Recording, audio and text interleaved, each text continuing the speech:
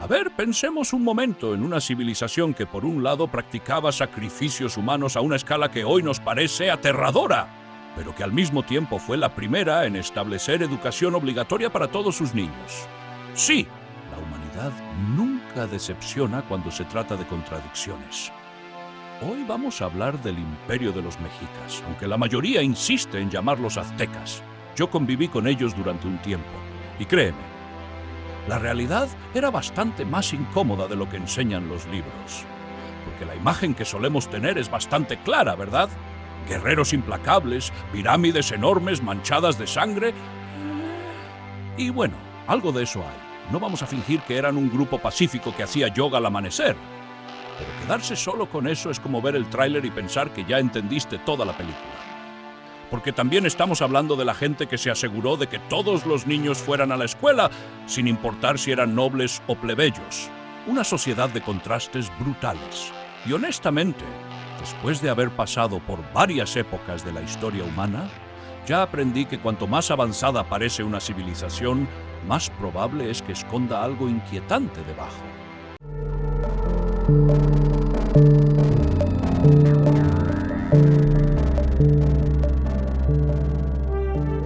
Para entender bien esa paradoja, no podemos andar con rodeos. Hay que mirar de frente la escala de sus rituales. Las crónicas hablan de cifras que sinceramente hielan la sangre, como las ceremonias de inauguración del Templo Mayor en Tenochtitlán. Los historiadores modernos todavía discuten los números exactos. Yo conozco la cifra real, pero digamos que algunas verdades es mejor dejarlas enterradas bajo toneladas de piedra volcánica. Y esa es la gran pregunta que va a guiarnos hoy.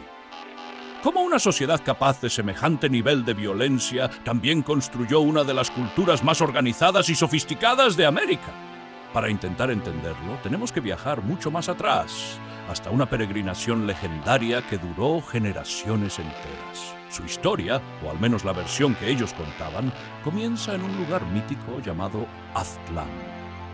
Allí los mexicas no eran más que una entre varias tribus esperando una señal divina para abandonar su hogar. Y aquí aparece una de las ironías más absurdas de toda esta historia. De Aztlán viene precisamente la palabra azteca, que es como medio planeta, sigue llamándolos hoy. Pues resulta que su dios principal les ordenó abandonar ese nombre y empezar a llamarse mexicas. Así que sí, llevamos siglos usando un nombre que ellos mismos rechazaban. Y te aseguro que cometer el error de llamarlos aztecas frente a ciertos sacerdotes no era precisamente una experiencia relajante. Pero esto no fue un simple viaje migratorio. Fue una odisea larguísima que terminó con lo que probablemente sea el peor consejo inmobiliario de toda la historia. Su dios los llevó hasta un islote pantanoso en medio de un lago. Cuando vi ese lugar por primera vez pensé, ¡perfecto! Aquí claramente nadie sobrevivirá. Y sin embargo, unas décadas después habían construido una de las ciudades más impresionantes del planeta. La humanidad tiene esa extraña costumbre de prosperar exactamente donde parece imposible, porque Tenochtitlán no era una aldea improvisada, era una maravilla de ingeniería, canales, mercados gigantescos, templos monumentales, una ciudad tan avanzada que dejó impresionados incluso a los europeos que llegaron siglos después, aunque claro, toda esa grandeza tenía un precio.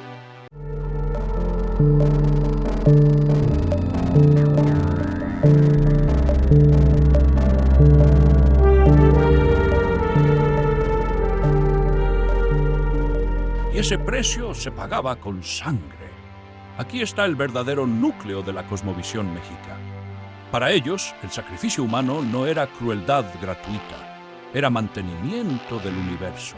Sí, básicamente el equivalente cósmico de pagar la factura de electricidad para evitar que el sol dejara de funcionar. Creían vivir en la era del quinto sol, un mundo creado gracias al sacrificio previo de los dioses. Y si los dioses habían entregado su sangre para poner en marcha el universo, los humanos debían devolver el favor. Y honestamente, después de presenciar ciertas ceremonias, entendí por qué nadie quería arriesgarse a incumplir con ese pago. La arqueología moderna confirmó además la existencia de enormes torres de cráneos, los famosos Tzompantli. Pero aquí viene el detalle incómodo. No solo había restos de guerreros enemigos, también había mujeres y niños. Eso destruye por completo la idea de que todo era simple intimidación militar. Era algo mucho más profundo, mucho más religioso y muchísimo más perturbador.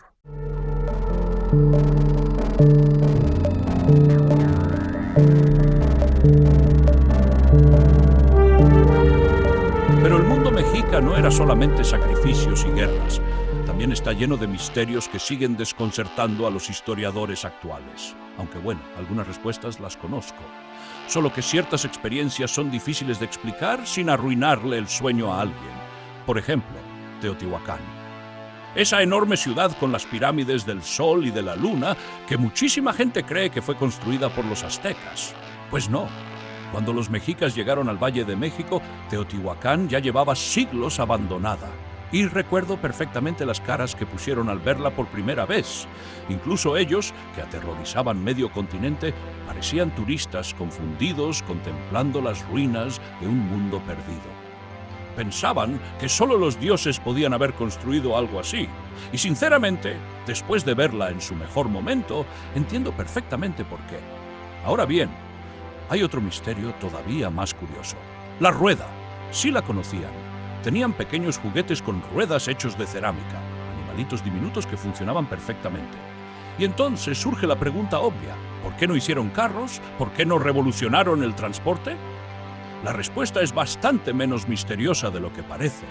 No tenían animales de carga adecuados. Sin caballos, bueyes o mulas, una carreta sirve básicamente para decorar el paisaje y provocar dolores de espalda. ¿Comprendían perfectamente el mecanismo?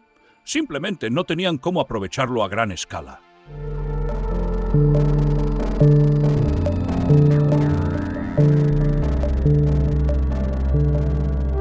Y luego llegó el final. Aunque decir final quizá no sea la palabra correcta. Lo que ocurrió fue más bien una tormenta perfecta de tragedias acumulándose una encima de otra.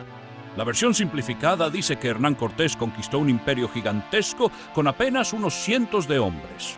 Sí, claro. Y yo soy un humilde vendedor interdimensional de aguacates. La realidad fue muchísimo más compleja. Cortés aprovechó las divisiones internas y convenció a miles de pueblos enemigos de los mexicas para unirse contra ellos.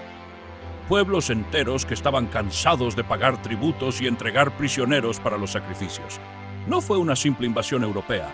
Fue una rebelión masiva alimentada por resentimiento acumulado durante décadas. Pero incluso eso no fue lo peor. El verdadero verdugo llegó silenciosamente, invisible. Una epidemia devastadora arrasó con la población indígena. Probablemente salmonela, aunque los historiadores siguen debatiéndolo. Yo solo diré que después de aquello, incluso los sacerdotes dejaron de fingir que entendían lo que estaba pasando. Murió una cantidad absurda de personas. Ciudades enteras quedaron vacías. Fue un colapso demográfico tan brutal que el imperio simplemente ya no pudo recuperarse. Y el final de Tenochtitlán tampoco fue una batalla rápida y gloriosa como suelen mostrar las películas. Fue un asedio largo, desesperante y brutal. Hambre, enfermedad, cadáveres flotando en los canales. Una ciudad magnífica ahogándose lentamente mientras el mundo que conocían desaparecía frente a sus ojos. Y aún así, resistieron hasta el final.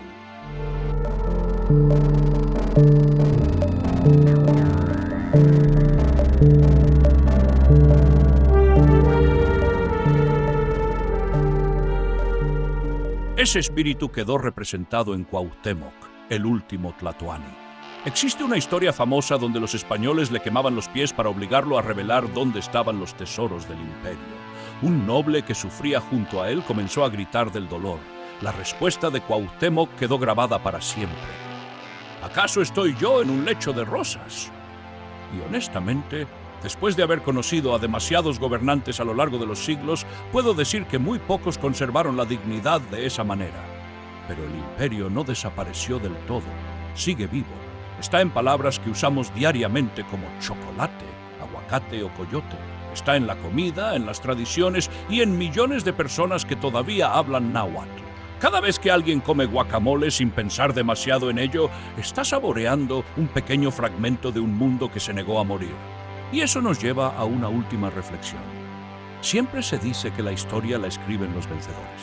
Entonces, ¿cuántas otras verdades siguen enterradas bajo nuestras ciudades? ¿Cuántas historias fueron suavizadas, alteradas o convenientemente olvidadas? Yo he vivido suficiente tiempo como para saber que los libros rara vez cuentan todo.